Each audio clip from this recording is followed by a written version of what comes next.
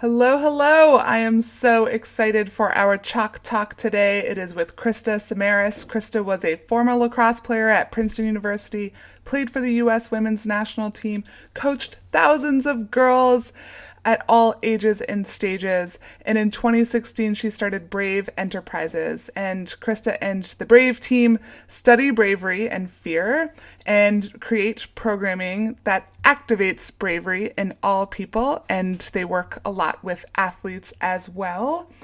In our conversation, you will learn 3 ways to get more brave. You will learn how to turn fear into fuel and many, many other things. Krista is an all around awesome person with a great story.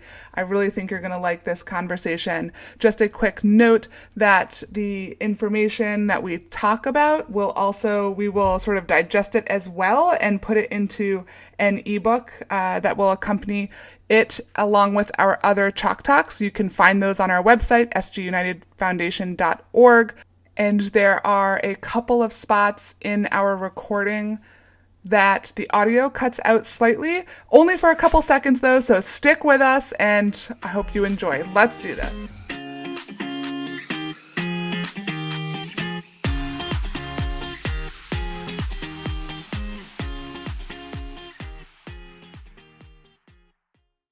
What's up, Strong Girls Nation? I am here with Krista. I'm so excited to introduce her and some activities around bravery and courage and fear and uncertainty. So before we get going with that, Krista, will you introduce yourself to our followers? I am Crista Samaras. I am one of 6 lacrosse playing kids in a large Greek family from Annapolis, Maryland. It's usually touted as one of the hotbeds for lacrosse in this country. And even though I fancied myself an artist when I was younger, I used to make dandelion headbands all day long on the lacrosse fields of Annapolis, Maryland.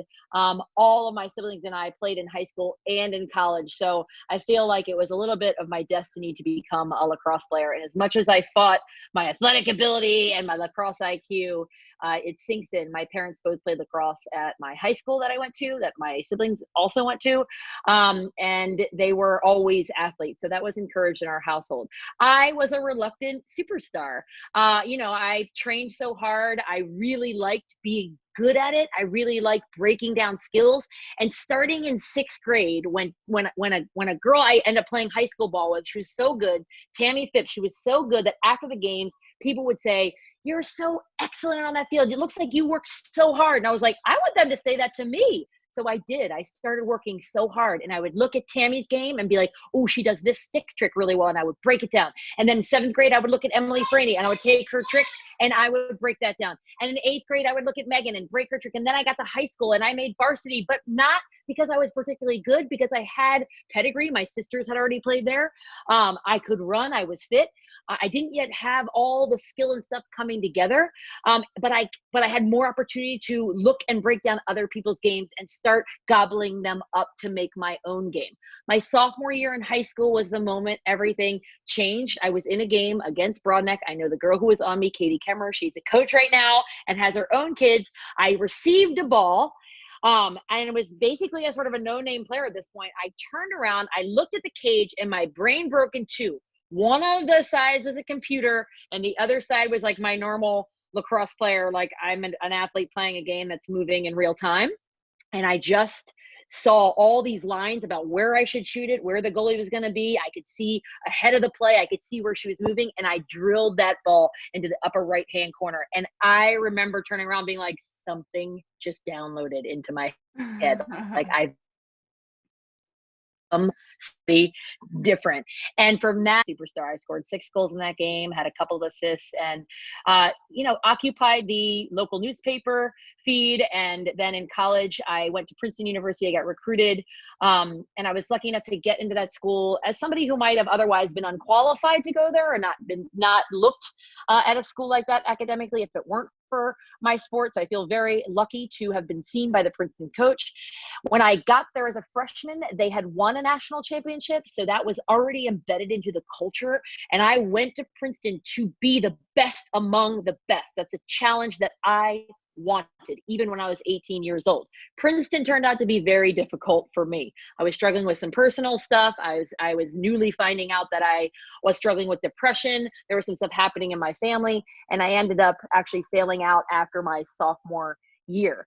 In my sophomore year, I became the first man or woman to ever score 50 goals in a single season as a lacrosse player at Princeton. So that was very exciting. I set a couple of other records. I was a rookie of the year my freshman year, and I was named to all the All-American teams my sophomore year. And I was returning as the captain of the team for my junior year. But the school does not like when you don't go to class, and your team does not like when you're irresponsible. And I learned all of these things the hard way. I took a year off. I got my stuff together as much as I could. I fortified. It was the most important year of my life because it was hard. And it really gave me this opportunity to sort of like have all the pieces everywhere and having to find out how to pick them back up. Went back to Princeton, junior year, senior year was Ivy League Player of the Year both of those years, All-American, definitely a statistical leader, and set a ton of records at Princeton that would hold for at least 2 decades. Now they're plowing them down left and right, seems like every day. After college, I made the USA team when I was 18 after my freshman year at Princeton, but I stayed on for the next 8 years after college, and I got to play in 2 World Cups. I won a gold medal, and I won a white gold medal. That's what Julie Felley told me. It was is a silver in the World Cup. And I ran businesses all over the country trying to spread the sport to non-traditional lacrosse playing areas for girls who didn't have access to resources. So I've been coaching teenagers, middle schoolers forever. Since I was in 6th grade, I was coaching 5th graders. Since I was in 7th grade, I was coaching 6th graders. And I've just stayed a coach the entire time. 4 years ago, I sold my companies, my lacrosse companies. We amassed to having 1,500 athletes nationwide and even globally. We had some players from Tokyo. We had some players from England, Scotland, Wales, and Canada. And I sold those companies, and I started a company called Brave Enterprises. And we do science-backed, research-driven, data organized activation of character training. And our main focus is bravery, though we do cover a lot of other things as well. So that brings me to today. I'm a super competitive person, still struggling with depression. So things are still hard for me every day, but I look for the joy in the really small things. And I love when we're talking about, especially to young girls who play sports, when we're talking about what it can be, what you can feel like when you are chasing your potential. That brings me here.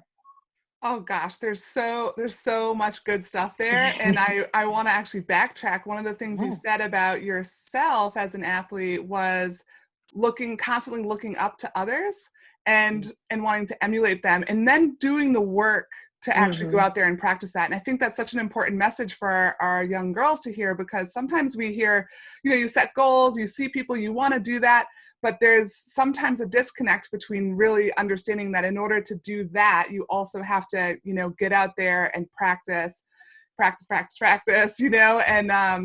do that. So what was that? You even remember, which is so impressive, you remember the names of the people that you were emulating. I mean, it was clearly such a big mark for you. Do you feel like you've really kind of always had that drive for doing the work as well, getting that practice in?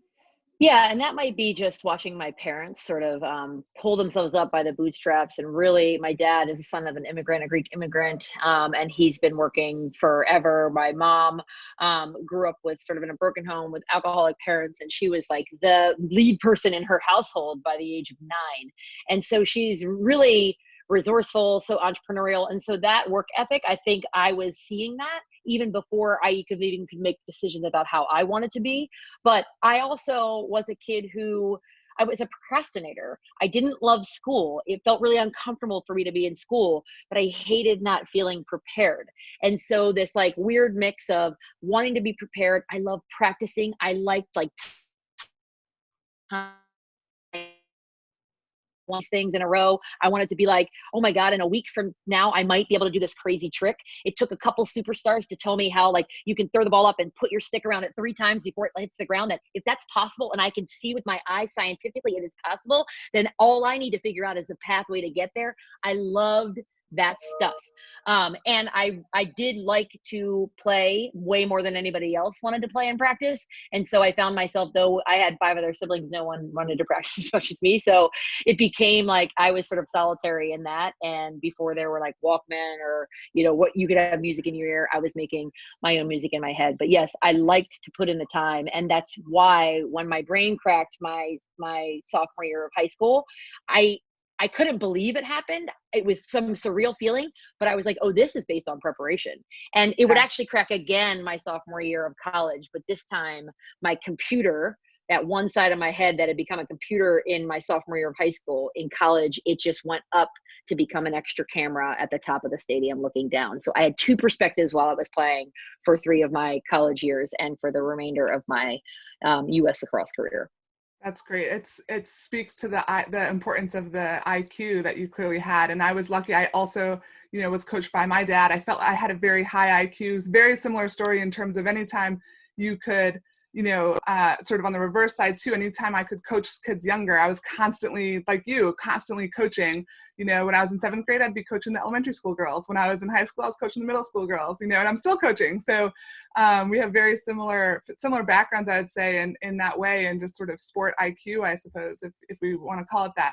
So let's get into a little bit of some exercises. And we have such a range of girls. So we focus on our programs for elementary school girls, but we also use, as we want to give programming to college student athletes and really empower them to coach these programs for young girls. So we're really working with both ends of the spectrum in terms of age group. And what I have found personally, and I imagine that you have found something similar in terms of the work that I do with high school or college athletes and the work for young girls, there's such you reframe it differently, but it's such similar concepts that we want to teach all ages.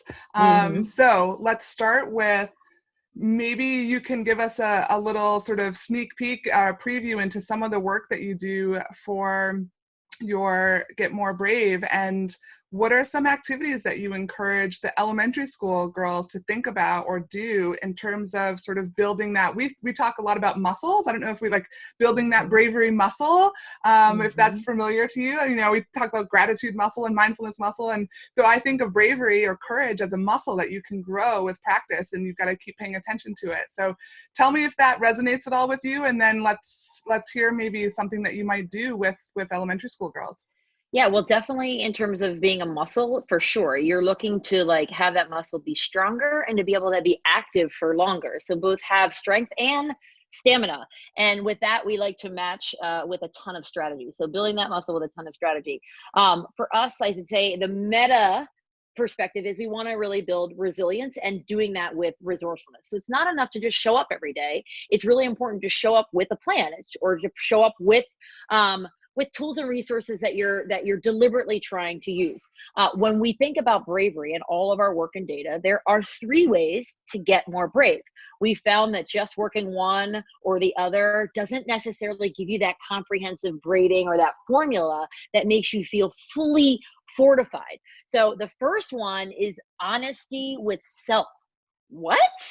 Like, just me being honest with myself makes me more brave? It sure does, because that's your first level of exposure. When you're asking yourself deep questions, even you knowing the answer inside isn't enough to just, you want to bring it out. You want to expose it to the air. Keeping it inside can keep it hidden deep down. So we made a whole book of reflection questions, 118 pages, over 118 questions. It doesn't really matter what you ask yourself so long as it's deep, but we have 2 super favorite questions and 6 favorite questions. So our 2 super favorite questions are, who are you and what do you want?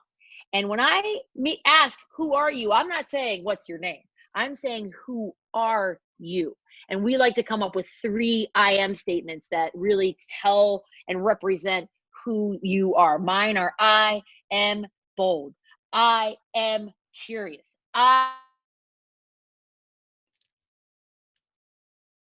Story of me. That's my answer to who are you? And then what do you want? always be thinking about what you're chasing, but these answers to these questions can change every day. In fact, we have had so many girls take a journal every day just answering these same questions. You'll be surprised how much comes up. Our favorite 6 questions include those first 2. Who are you? What do you want? And then what are your hopes? What are your fears? Both of these are vulnerability expressions, right? What do you hope for? That's like putting stake in the future and allowing yourself to dare, right? What do you fear? That's like your vulnerability of what it is that makes you feel maybe less fortified. Finally, what makes you feel alive, right? That's getting into that passion and that deep part of your soul. And what makes you Zest. great? Yeah, zest. And what makes you great? And that's, to me, is the beginning of self-talk, so you can walk the walk, that confidence grounding where you can acknowledge what makes you great. So that's just honesty with self. That's why journaling is really incredible wherever you're doing it. Even if you're just doing it in your head, you take 2 minutes to think of an answer of one of those questions. Better yet, if you say it out loud. Even better if you write it down. Even better if you record yourself in a video and play it back, right? That is honesty with self. Second is taking brave action. And I'll keep this short in case you want to get in here with any questions, but taking brave action. So doing anything outside of your comfort zone. Now, are you scared to raise your hand in class? So if you raise your hand in class, you are being brave. Are you scared to introduce yourself to someone new? If you do, you're being brave. We don't need to think about whether Sally is scared of it and I'm not, or Sally isn't scared of it and I am. It is a personal thing. Fear is personal. And so bravery is personal. So taking brave action means going outside of your comfort zone. And anything you think is a little bit outside of your comfort zone is brave in my book. And finally, witnessing brave action. So when you see somebody do something that you're afraid to do, you get braver. And when you see somebody do something that maybe you're not scared to do, but you know they're scared to do, you also get braver. So in this way, as an exercise, you want to be having your eyes up and out. Now, we know that girls who age into young women and then into women will ultimately say, most of them, over 80% will say that their mothers are their bravery role models. Boys will say public figures who are male, more likely. So what I would say with that is I love that. That means moms, we are generating, we are the bravery role models. It means aunts and coaches and teachers who are female are bravery role models for girls. And my challenge is for everybody to start looking up and out for more examples, especially if you've got a great example of a female living in your home, as I did with my incredibly amazing and brave mother.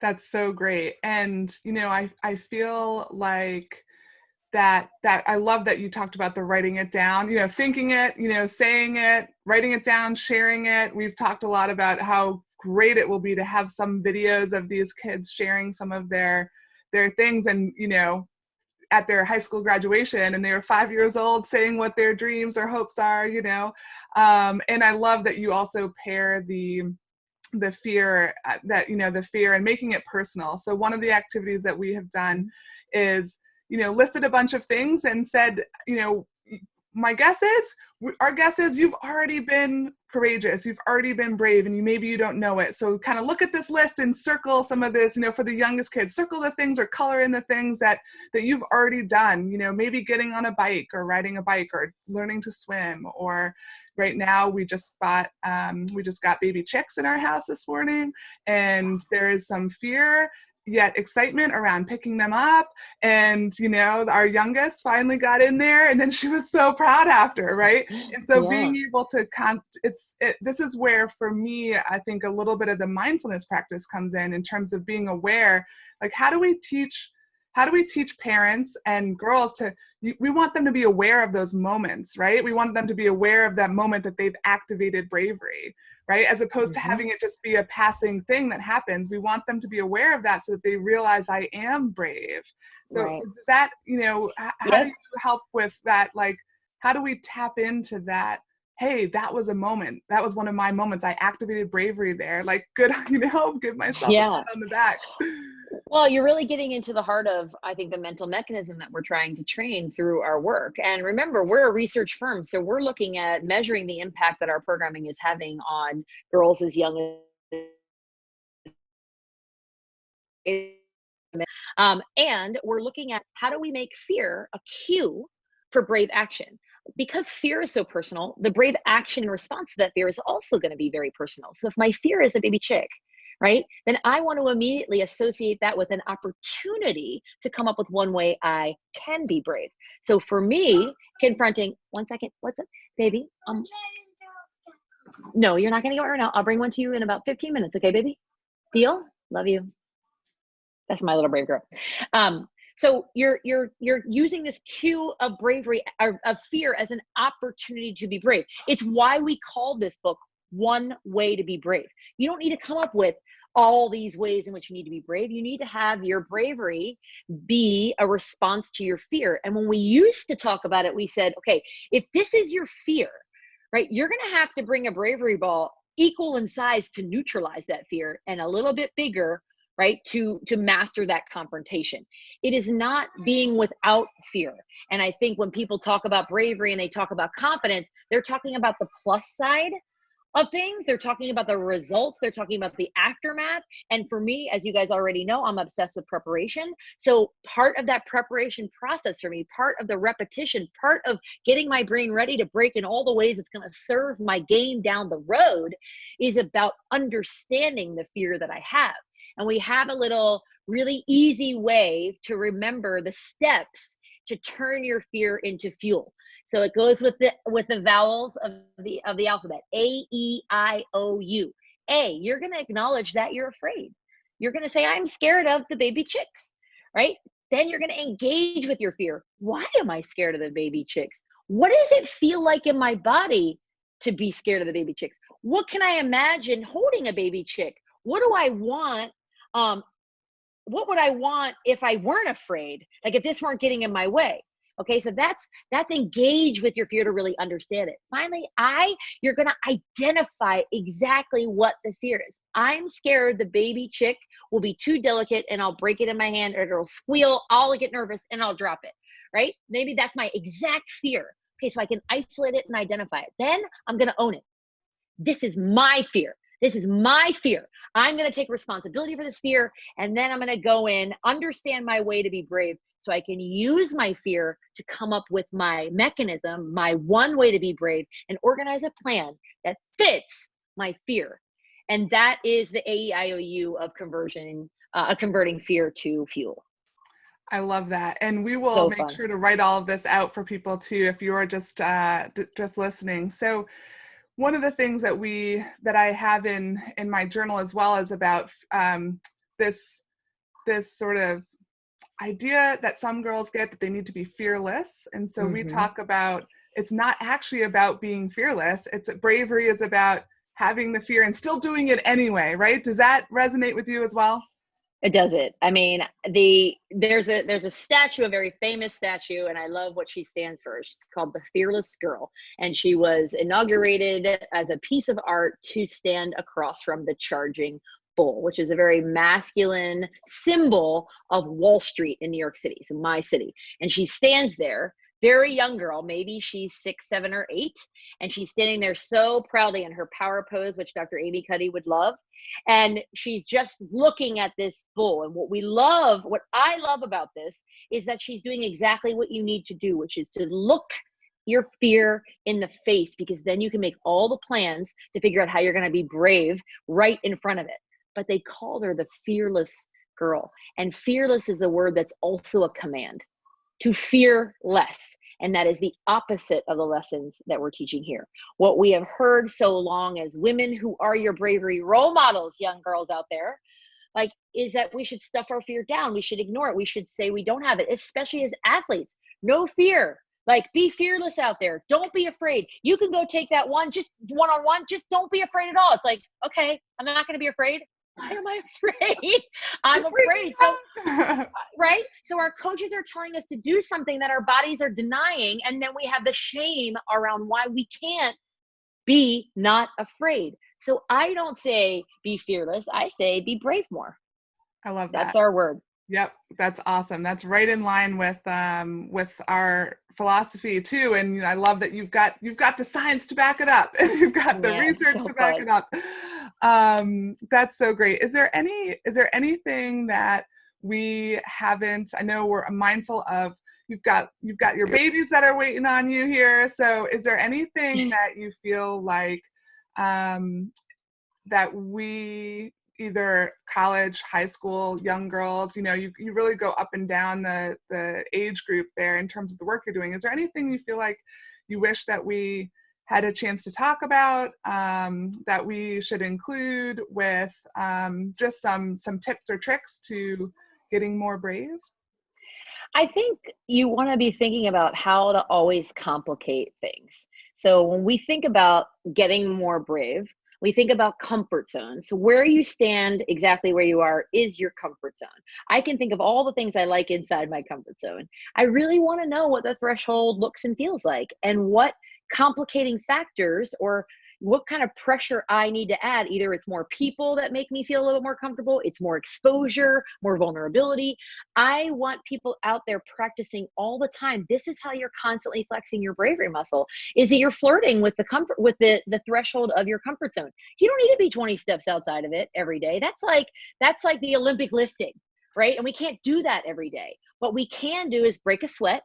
We can get our heart rate up. And getting your heart rate up when you're talking about training your bravery muscle is about just complicating things a little bit. How can you make lunch harder?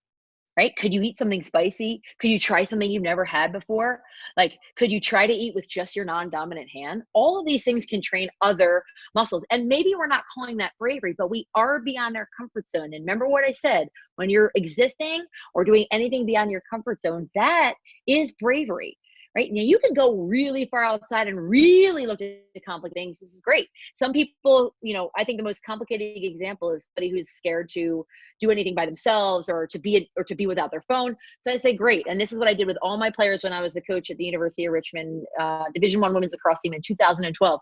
Every single player had to book a reservation for one in a nice restaurant and give me their phone before they went, and show up and say, hi, I'm Crista, and I'm here for my reservation for one. And then they had to sit in the dining hall and eat their meal and take nothing with them. And the absolute journey and the lessons that they learned in just that meal, that they tasted their food, that they understood how much water they were drinking, that they realized they never wanted dessert and now they did, that they just got over people talking about them because that was a fact that was happening.